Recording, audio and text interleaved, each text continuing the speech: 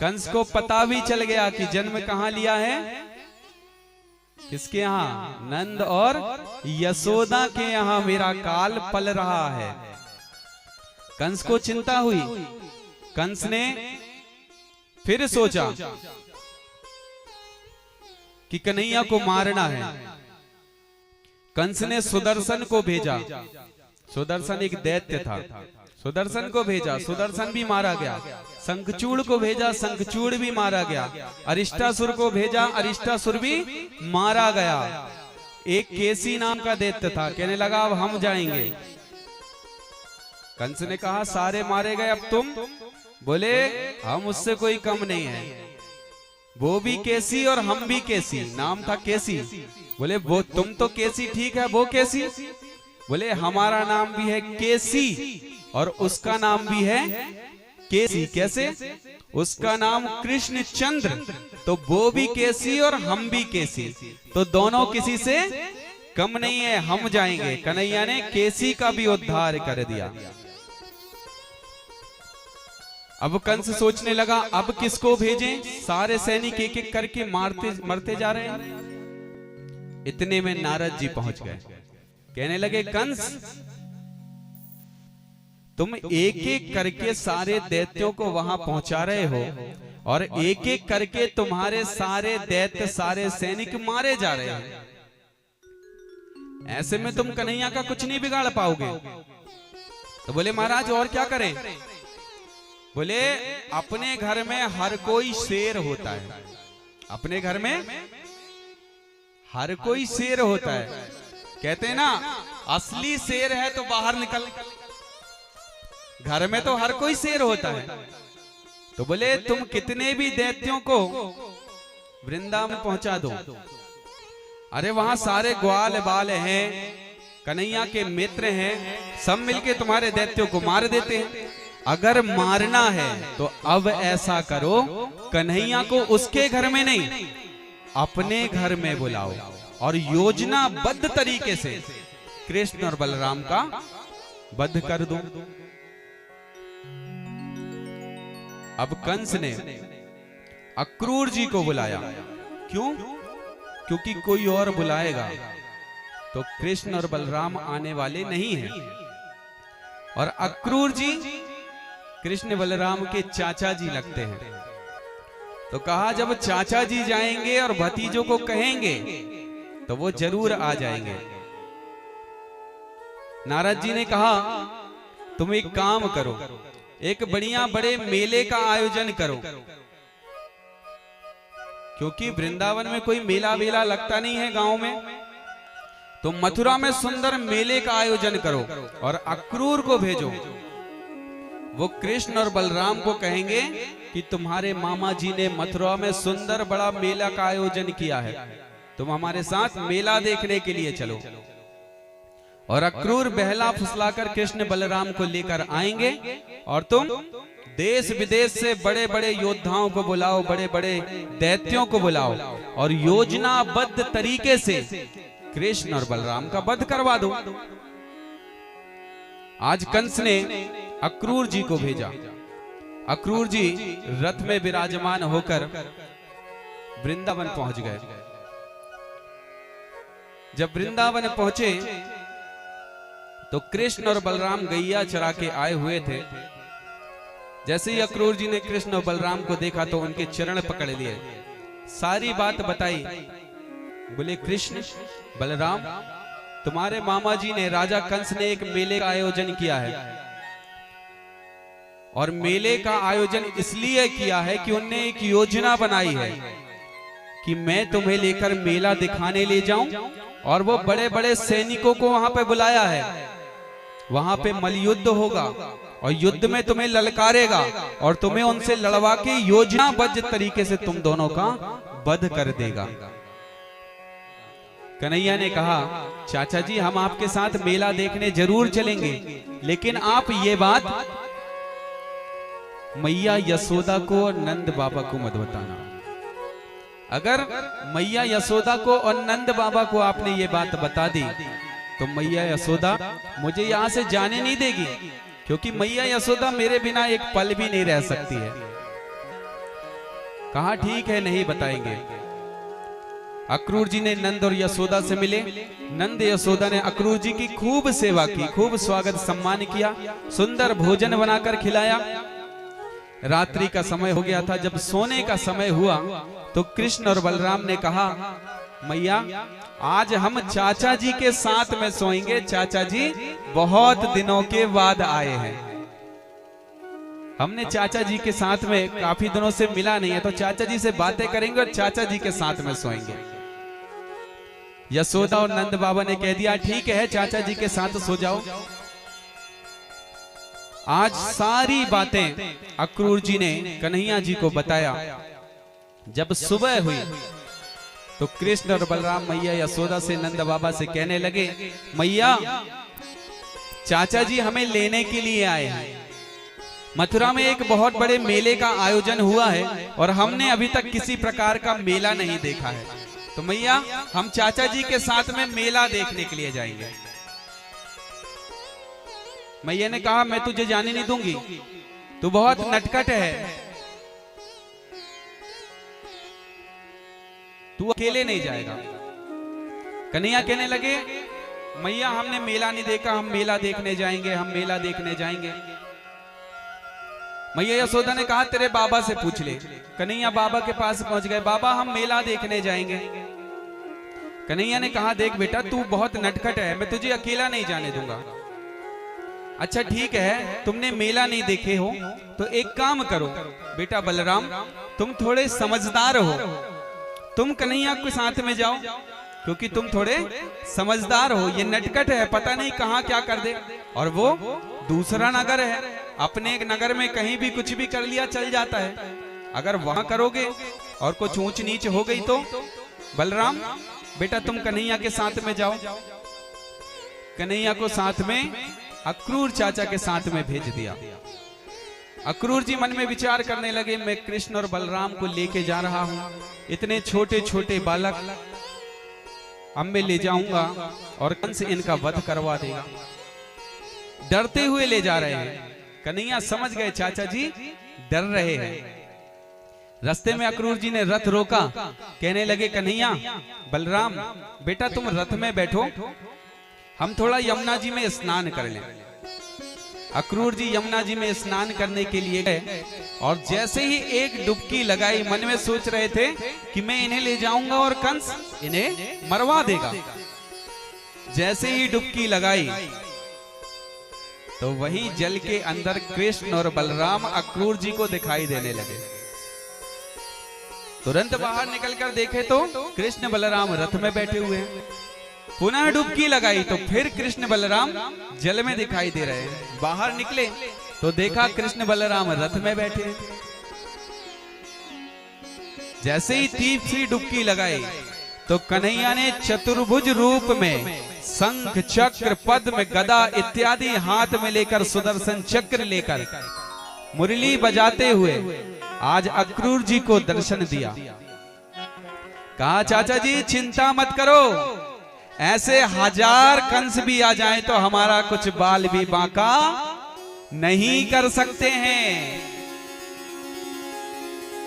और जैसे ही डुबकी लगाई तो फिर निकल के देखा तो कृष्ण और बलराम रथ में बैठे हुए थे। अक्रूर जी समझ गए अब कंस इनका कुछ नहीं बिगाड़ सकते, ये साक्षात नारायण है। बोलिए बाके बिहारी लाल की। अक्रूर जी ने स्नान किया और पवन वेग गति से रथ को जो दौड़ाया तो पल भर में रथ मथुरा के प्रवेश द्वार पर पहुंच गया। कृष्ण बलराम ने कहा चाचा जी अब हम मथुरा आ गए हैं, अब हम पैदल चलेंगे, हम मथुरा का दर्शन करेंगे। दोनों कृष्ण और बलराम पैदल चलने लगे। जब पैदल चलने लगे तो इधर ग्वाल वालों को भी पता चल गया कि कन्हैया और बलराम मेला देखने के लिए गए हैं। तो पीछे से सारे ग्वाल वाले भी दौड़ लगाते हुए कन्हैया और बलराम के रथ के पीछे पीछे मथुरा पहुंच गए। कन्हैया ने देखा तुम भी आ गए। ग्वाल वालों ने कहा तुम हमें अकेले छोड़ के आए थे, हम मेला नहीं देखेंगे, तुम अकेले मेला देखोगे। इसलिए मेला देखने के लिए आज हम भी आ गए। अब कृष्ण और बलराम सारे ग्वाल वालों के साथ में नगर का भ्रमण कर रहे हैं। अब लोगों को पता चल गया कि कृष्ण और बलराम वृंदावन से मथुरा में आए हैं। लोग चर्चा करने लगे, अरे वो पूतना को मारवे वारो नंद को लाला आयो है। अरे जिसने अघासुर, बकासुर, सक्तासुर, तृणावर्त, सकट भंजन, धेनुकासुर अनेक अनेक दैत्यों का वध कर दिया, वो बलशाली कृष्ण और बलराम आए हैं। अब सुंदर कृष्ण और बलराम मथुरा की गलियों में भ्रमण कर रहे हैं। किसी ने बताया, अरे नेक सो छोरो है और बड़ा सुंदर स्वरूप है, बड़ी मनमोहन मूरत है। अरे चलो चलो, कन्हैया और बलराम आए हैं, चल के उनका हम भी दर्शन करें, बड़ी सुंदर मोहनी मूरत है।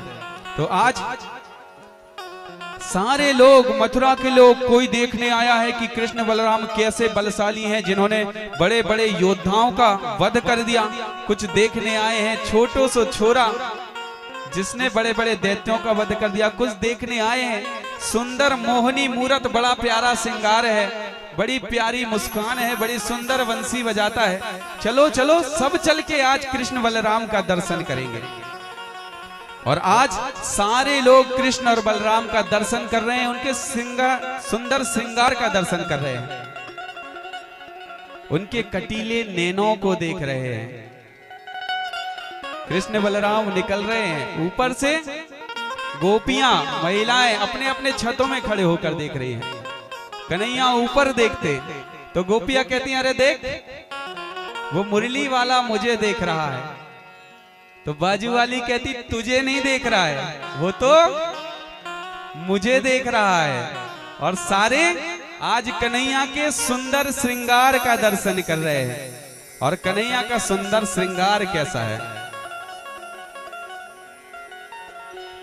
हो तेरे नैना बड़े रसीले, तेरे नैना बड़े रसीले, मोटे मोटे बड़े कटीले, मोटे मोटे बड़े कटीले। हो तेरे नैना बड़े रसीले, तेरे नैना बड़े रसीले, मोटे मोटे बड़े कटीले, मोटे मोटे बड़े कटीले। तेनों नजर नहीं लग जावे, तेनों नजर नहीं लग जावे, तेनों नजर नहीं लग जावे, तेनों नजर नहीं लग जावे। तेरे हो मेरा सांवरा सलोना घनश्याम, मेरा सांवरा सलोना घनश्याम, मेरा सांवरा सलोना घनश्याम, मेरा सांवरा सलोना घनश्याम।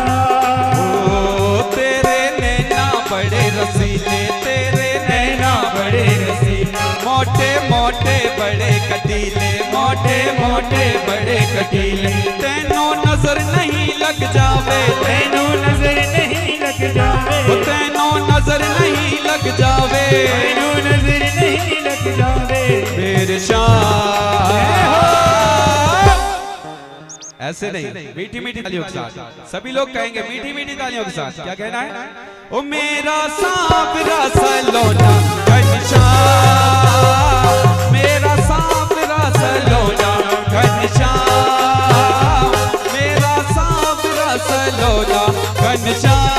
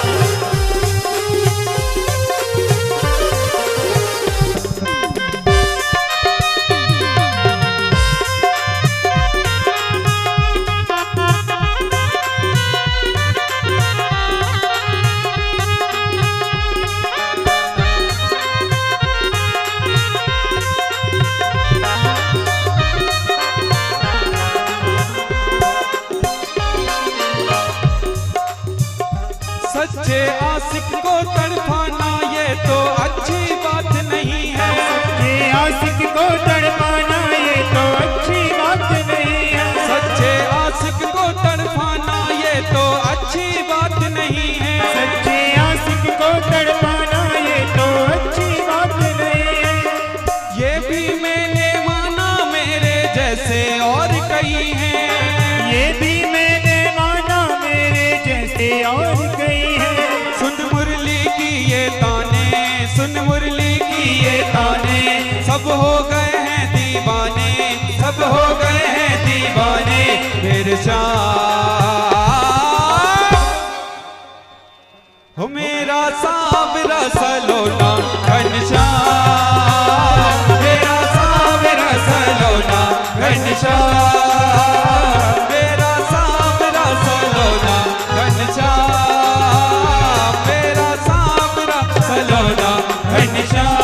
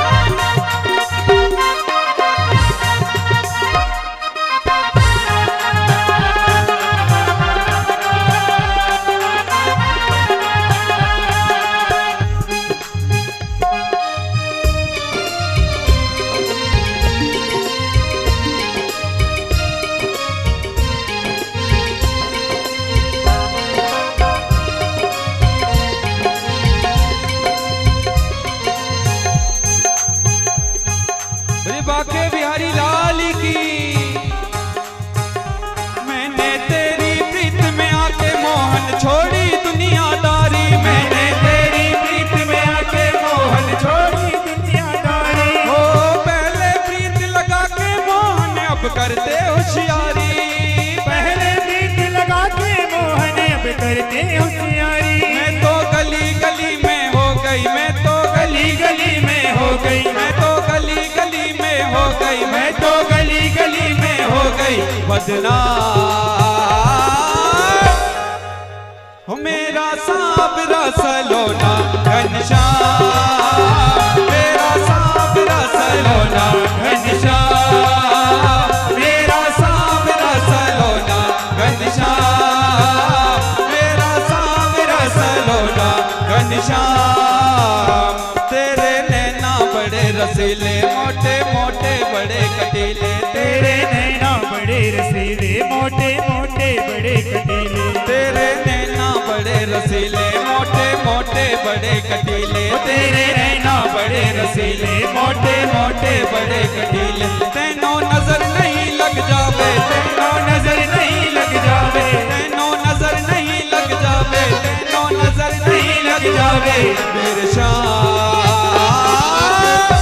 मेरा सावरा सलोना घनश्याम, मेरा सावरा सलोना घनश्याम। सभी लोग बोलेंगे मीठी मीठी तालियों के साथ।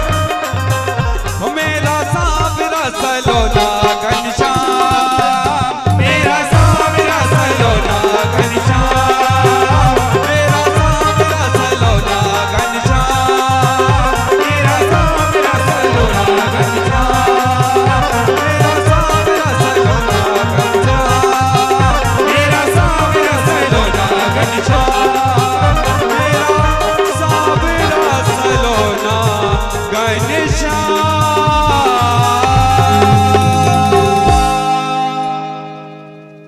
बोलिए बाके बिहारी लाल की, बोलिए राधे रानी सरकार की।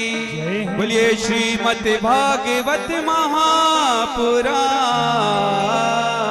की जय। आज कृष्ण बलराम सारे ग्वाल वालों के साथ मथुरा की नगरी में भ्रमण कर रहे हैं। इतने में एक धोबी जो महाराज कंस के कपड़े धोता था, प्रेस करता था, महाराज कंस के लिए कपड़े लेकर जा रहा था। कन्हैया ने कहा, अरे मामा जी। धोबी ने सोचा ये हमें मामा कहने वाला कौन आ गया।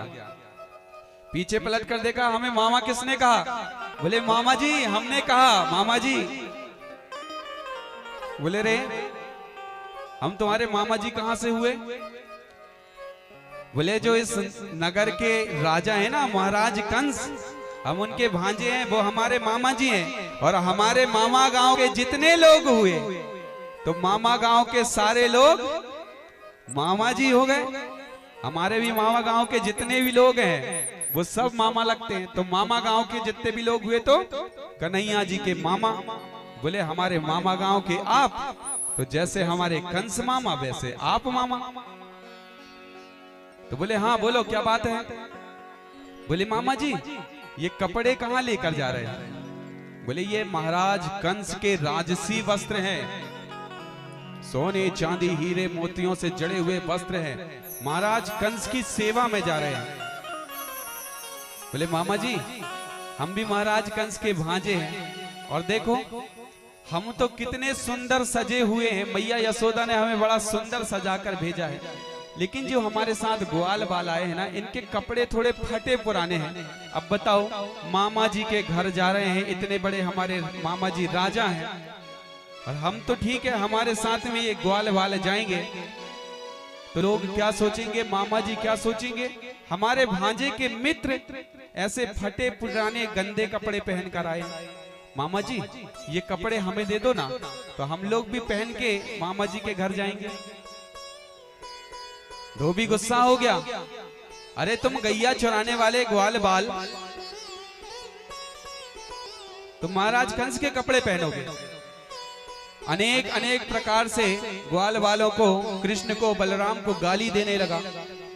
जब गालियां देने लगा तो कन्हैया ने धोबी के गाल में ऐसा तमाचा मारा कि धोबी का गोविंदाय नमो नमः हो गया। धोबी मारा गया। ये धोबी कौन था? ये धोबी वही था जो राम जन्म के समय में कह दिया था, अपनी पत्नी को कह रहा था राम जी के, राम मत समझना, जो सीता को लेकर आ गया और घर में रख लिया, मैं राम नहीं हूं। इसी के कहने पर सीता मैया को पुनः वनवास जाना पड़ा था। ये वही धोबी था। आज उस धोबी का कन्हैया ने उद्धार कर दिया। बोलिए बाके बिहारी लाल की। अब सारे ग्वाल वालों ने सारे कपड़े पहन लिए। अब महाराज कंस हट्टे कट्टे और ग्वाल बाल दुबले पतले। जब महाराज कंस के ग्वाल बालों ने कपड़ा पहना तो ऐसा लग रहा था जैसे खेतों में पक्षियों को भगाने के लिए जो काग भगोड़ा लगाया जाता है ना, बांस में कपड़े टांग दिए जाते हैं, ऐसे लग रहे थे जैसे हैंगर में किसी ने कपड़े टांग दिया हो। कपड़े तो पूरे दिख रहे हैं, ग्वाल वाले नहीं दिख रहे। अब ग्वाल वाले चले, जब जाने लगे तो पूरी गलियां साफ होने लगी। क्यों? कपड़ों से पूरी गलियों में झाड़ू लगने लगी। कन्हैया ने देखा इतने बड़े बड़े कपड़े हैं। पास में एक दर्जी था और दर्जी ने धोबी का गोविंदाय नमो नमः होते हुए देख लिया था। तो कृष्ण बलराम गए, मामा जी देखो ये इतने बड़े बड़े कपड़े हैं, सुधार दो। धोबी ने सोचा अगर नहीं सुधारा तो अभी अभी जो वहां हुआ है वो यहां भी हो सकता है। जो घटना वहां घटी है वो यहां भी घट सकती है। तो दर्जी ने सुंदर उनके कपड़े फिटिंग के बना दिए। कन्हैया ने आशीर्वाद दिया, बोले तुमने हमारे बढ़िया कपड़े बनाए हो, आज से हम तुम्हें आशीर्वाद देते हैं, तुम खूब फलो, खूब फूलो, खूब धन कमाओ। जितने भी दर्जी हैं बोले खूब पैसा कमाएंगे। कपड़ा होगा 100 रुपए का और सिलाई होगी 400 रुपए। जाओ खूब पैसे कमाओ, आशीर्वाद दे दिया। अब आगे चले तो एक सुदामा माली था। सुदामा माली के घर गए। सुदामा माली ने सुंदर कन्हैया जी को हार पहनाया। वहां से आए, फिर आगे चले तो एक कुब्जा थी जो महाराज कंस के लिए चंदन घिसा करती थी। 3 जगह से टेढ़ी कुरूप थी। चंदन लेकर जा रही थी। कन्हैया ने कहा, अरे सुंदरी। जैसे ही कुब्जा ने सुना सुंदरी, 3 जगह से टेढ़ी हूं, कुरूप दिखती हूं, ये मुझे सुंदरी कौन कह रहा है? पीछे पलट कर देखा, मुझे सुंदरी किसने कहा? कहा, अरे सुंदरी, हमने तुम्हें कहा सुंदरी इधर आओ। कुब्जा ने कहा, तुम मुझे सुंदरी कह रहे हो, क्या बात है? बोले, क्या कर रही हो, कहां जा रही हो? बोले, महाराज कंस के लिए चंदन घिसती हूं। सुगंधित चंदन महाराज कंस अपने माथे में लगाते हैं। तो बोले, माथे पे लगाते हैं, कंस के लिए लेके जा रही। ग्वाल वाले कहने लगे, कन्हैया देखो, कपड़े भी मिल गए, सुंदर फिटिंग भी हो गई, बढ़िया हार भी लग गया। ग्वाल वाल कहते, कन्हैया सब कुछ तो बढ़िया है, एक कमी है। बोले, क्या?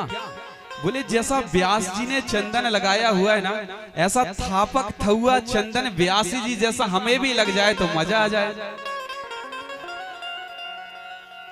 कन्हैया ने कहा, देखो सुंदरी, ग्वाल वालों की इच्छा है कि इन्हें चंदन लग जाए, और चंदन लग जाएगा तो मजा आ जाएगा, सुंदरता बढ़ जाएगी, इन्हें चंदन लगा दो।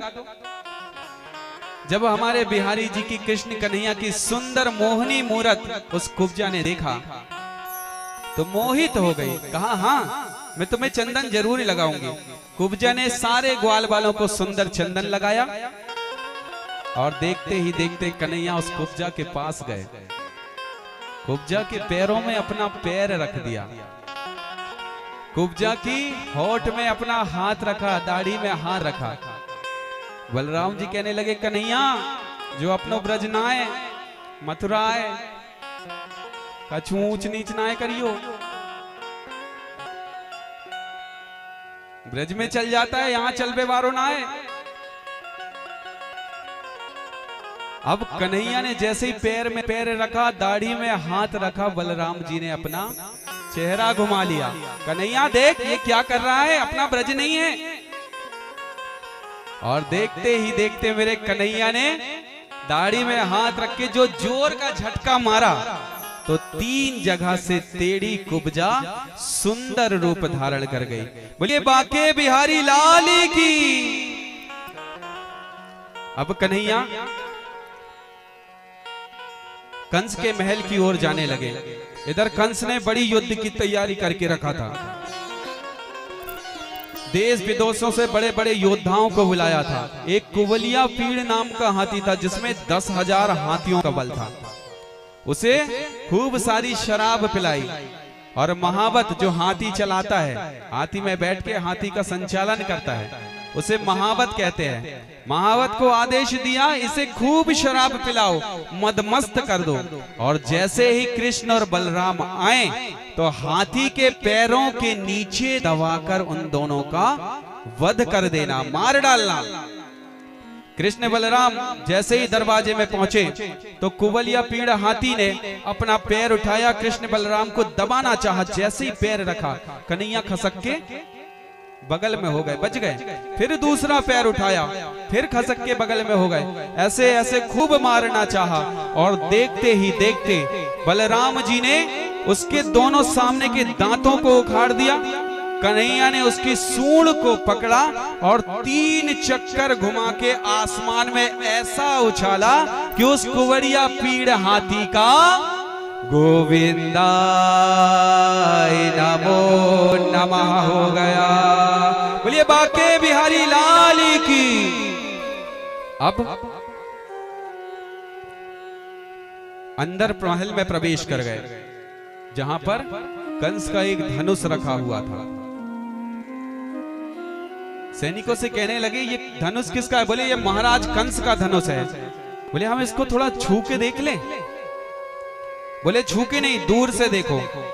बोले नहीं, छू लेने दीजिए ना, छू के देख लेते हैं। बोले ठीक है, छू लेना, लेकिन कुछ करना नहीं। बोले ठीक है, कुछ करेंगे नहीं। पास में पहुंचे और जैसे ही छुआ तो कन्हैया ने उस धनुष को उठा लिया और उठा के तोड़ दिया। जैसे ही धनुष टूटा तो जोर की गर्जना हुई। जैसे ही जोर की गर्जना हुई तो कंस के कानों में आवाज गई, बड़ा जोर का स्वर हुआ, धड़ाम। कंस घबरा गया।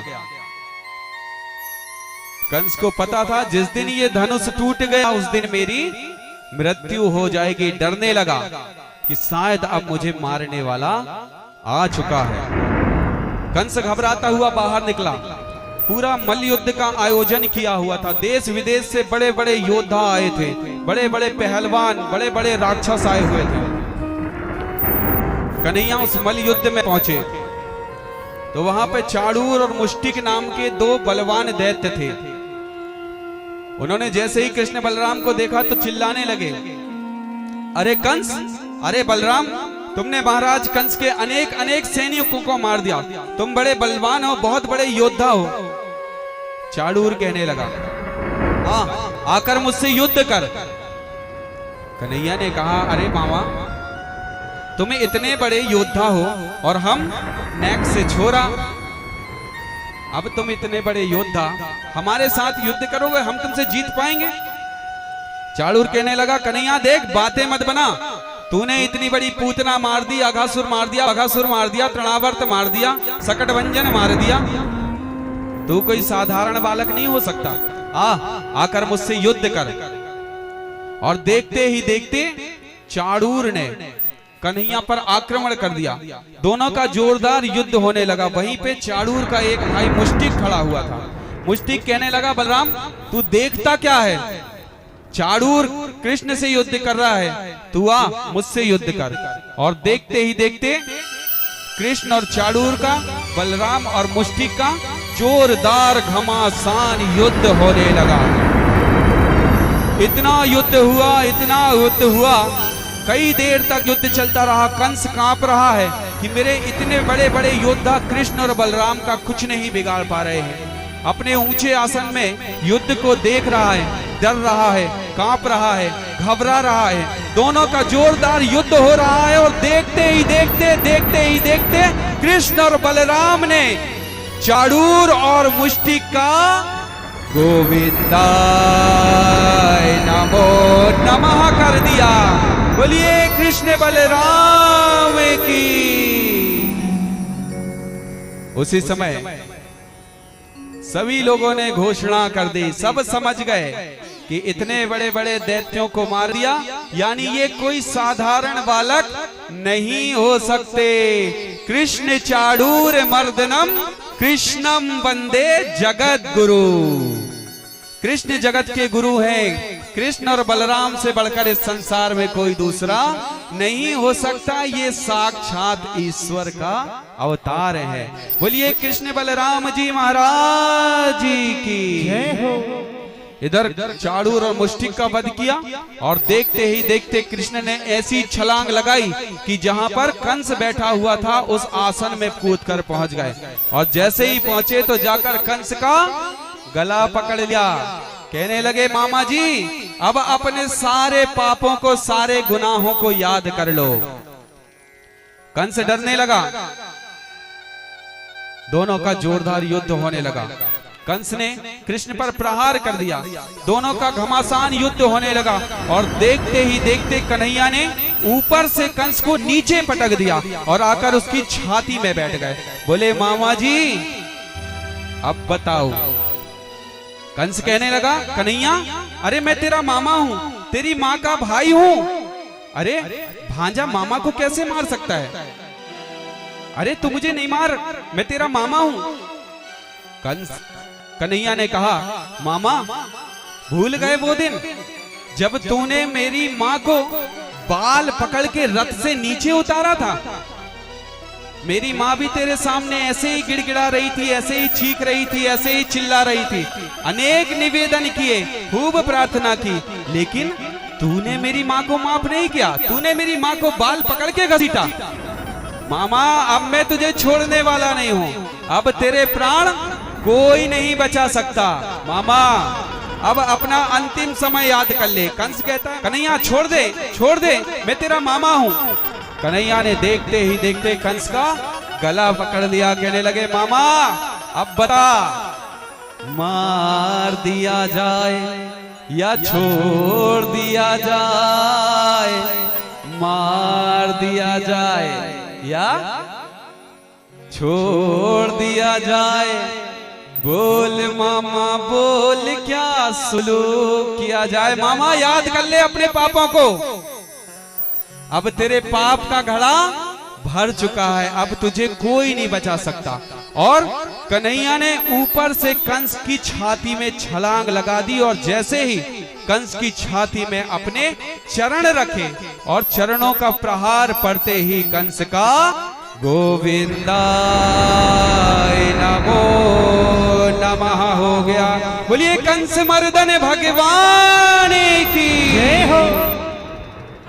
आज कंस मारा गया।